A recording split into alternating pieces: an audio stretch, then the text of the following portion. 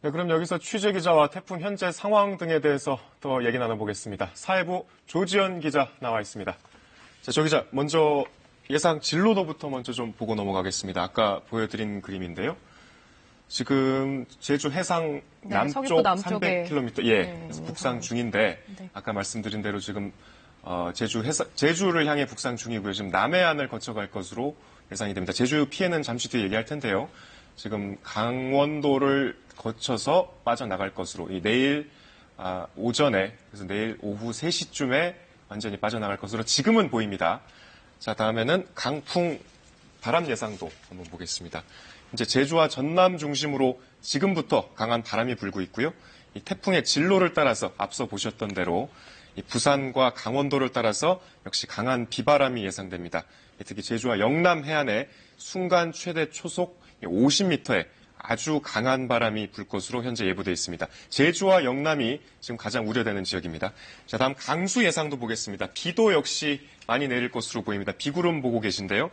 현재 경남 합천 중심으로 시간당 50mm가 넘는 비가 내리고 있습니다. 이 태풍이 동반한 비구름이 전차 전국으로 확대될 것으로 보이는데 이 태풍의 영향권이 아까 보신 경로뿐만이 아니라 어쨌든 한반도 전체가 영향권이기 때문에 지금 전국에 영향권이 들어서 비가 내리고 있는 상황이고요.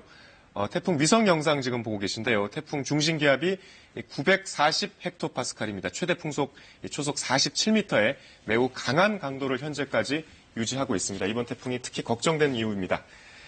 자, 그러면 조 기자, 지금 태풍 경로와 여러 가지 예상도를 보셨는데 지금 가장 길목이 되는 곳이 제주예요. 제주가 지금 어떤 상황입니까? 네, 강한 바람을 몰고 왔던 태풍 바비가 지나간 지 사실 일주일 정도밖에 지나지 않았거든요. 그렇기 때문에 사실 더 긴장되는 상황입니다. 아까 예상도 보셨지만 아직은 제주 남쪽 해상 쪽에 머물러 있는 상태거든요. 근데 이 태풍 바비의 경우를 생각을 해보면 강한 바람이 특징이었습니다. 때문에 당시에는 이 바람 피해에 대한 제보 영상들이 사실 굉장히 많이 들어왔었거든요.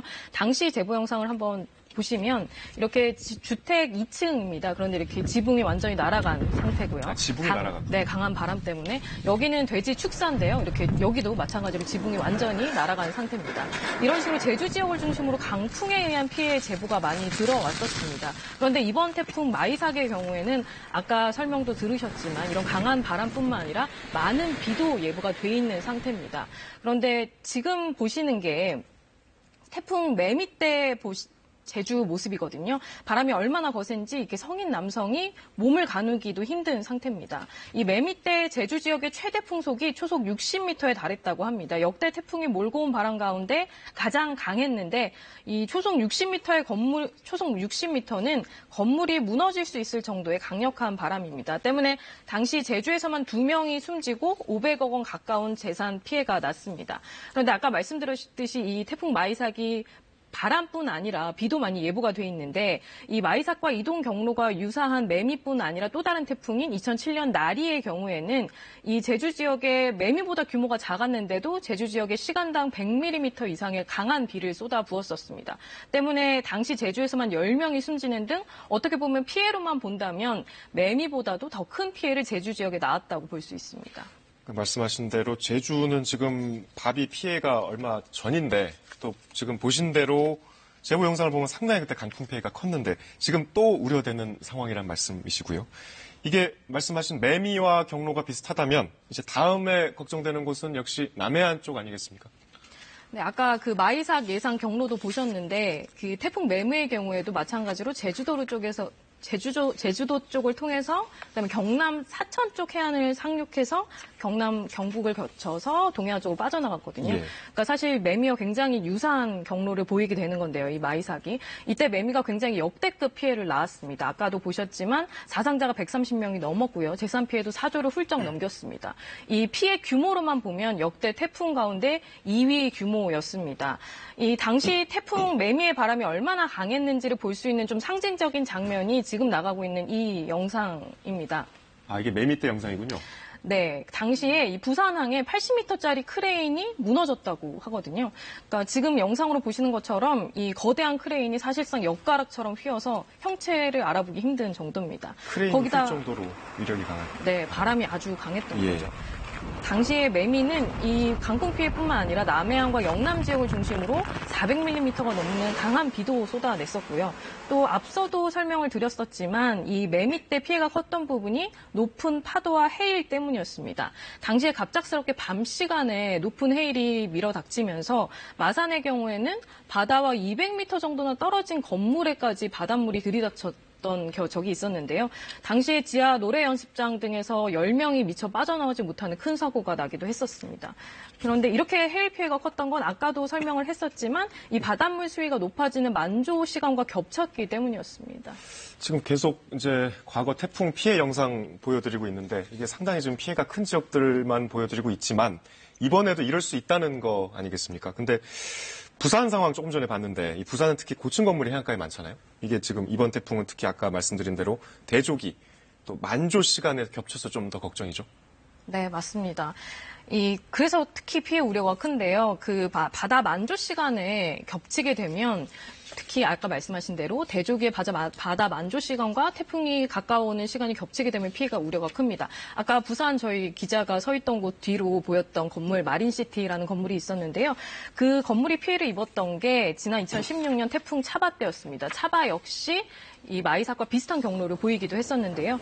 이 해운대 마린시티에 바닷물이 들이닥쳐서 그 아찔했던 영상 혹시 기억을 하시는지 모르겠는데, 네, 지금 그 바다 바로 옆에 서 있는 주상 복합 아파트 건물 쪽으로 마치 쓰나미처럼 파도가 밀려오는 모습을 볼 수 있었습니다. 그래서 당시에 이 피해 영상들 저희 제보 영상을 통해서도 많이 나갔었는데요. 네, 태풍 차바 역시 이 마이삭의 예상 이동 경로와 유사한 경로를 보이고 있습니다. 그러면서 당시 부산과 울산 등에서 차바의 때 많은 침수 피해를 냈었는데 차바 때 부산에서만 700억 가까운 재산 피해가 났습니다. 이 태풍 매미와 차바 같은 마이삭과 비슷한 이동 경로를 보이면서 또 태풍이 바다 만조 시간과 겹치는 경우에 피해가 컸었기 때문에 이번에도 좀 긴장할 필요가 있고요. 특히 해안 저지대의 경우에는 좀 침수 피해 우려하실 필요가 있습니다. 어쨌든 지금 태풍 위치는 제주 남쪽 한 300km 정도 떨어져 있는 것 같은데 지금 좀 저희가 특보를 일찍 시작한 이유도 이런 말씀하신 피해가 우려되기 때문에 저희가 좀 상황을 미리 전해드리고 있는데 아직은 좀 제보 영상 같은 건 좀 시기상조 같은데 어떻습니까? 제보가 네, 좀 들어왔나요? 아직은 좀 태풍이 제주도 먼바다 쪽에 있기 때문에 뭐 피해가 있다든지 제보 영상이 쏟아진다든지 뭐 그런 상황은 아닙니다. 앞서 보여드렸던 영상들은 말씀하셨듯이 과거 영상들이었고요. 지금 현재 상황에서는 전국적으로 이제 태풍 영향권이 들면서 비는 좀 내리고 있는 상황입니다. 그래서 주로 제주나 부산 등에서 제보 영상이 간간히 들어오고 있기는 한데요. 주로 해안가 쪽에서 바람이 많이 불고 비가 많이 온다 뭐 이런 내용의 제보들입니다. 영상 한번 보시면요. 이게 오늘 새벽이군요. 네, 오늘 오전 6시쯤에 제주 남원읍 태음이 해안가를 촬영한 영상입니다. 아까 저희 좀 전에 저희 제주 CCTV 카메라 영상도 보셨을 텐데요. 사실은 그 시간이 지금 실시간이기 때문에 이 영상은 오전 6시여서 이때보다 오히려 지금 파도가 더 강해졌다는 거를 아실 수 있을 겁니다. 제보 주셨던 분은 태풍 마이삭 영향으로 오늘 굉장히 파도가 거칠어지고 바람이 강해지고 있다 이렇게 설명을 하셨습니다. 다음 영상은 부산에서 보내주셨습니다. 오전 7시쯤에 부산 사상구 다상역 근처 모습이라고 하는데 보시면 빗줄기가 굉장히 거셉니다. 이게 좀 비가 상당히 많이 내리는데. 네, 호우주의보가 내려져 있는 상태인데요. 이 제보자는 오전 5시 정도부터 출근길까지 비가 굉장히 많이 내려서 때로는 앞을 보기도 힘들었다 이렇게 얘기를 하셨어요. 그런데 저희가 8시쯤에 통화를 했을 때는 잠시 좀 비가 적게 내리는 상황이다 이렇게 전하기도 하셨습니다. 9시 기준으로 보면 최대 풍속이 전남 완도가 초속 28m, 또 제주가 24m 정도로 관측이 되는데요. 아직 태풍이 근접한 상황은 아니지만 지붕이나 기와장이 날아갈 수 있을 정도의 강한 바람이 관측이 되는 상황이기도 합니다. 그런데 지금 서울이나 뭐 제가 있는 이곳 여의도 같은 경우는 비가 뭐 강하게 내리는 상황은 아니잖아요. 그러니까 저런 영상을 통해서 보면 확실히 남부 지역이 태풍에서 더 가깝다 보니까 이미 좀 비바람이 불고 있는 상황이다 이렇게 생각할 수 있겠습니다. 그러니까 지금 전해주신 내용이나 앞서 중계차를 종합해 보면 제주 쪽은 벌써부터 좀 바람이 거센 것 같고 남원도 6시부터 좀 강풍이 있었고요. 부산 쪽은 아까 비가 많이 내리는 영상은 봤지만 지금은 좀 그친 것 같습니다. 그래서 아직 태풍의 직접 영향권이라고 할 수 있는 곳은 지금 제주 정도인 것 같은데 이게 이제 계속 전해드리지만 남해안으로 이제 거쳐갈 것으로 예상이 되지 않습니까? 이게 남해안은 특히 섬진강 쪽도 그렇고 지난 집중호우 때 또 태풍 바비 때 연달아서 피해가 있었는데 또 지금 태풍을 맞아야 되는 상황입니다. 요즘 복구가 덜 돼서 좀 걱정인데 어떻습니까?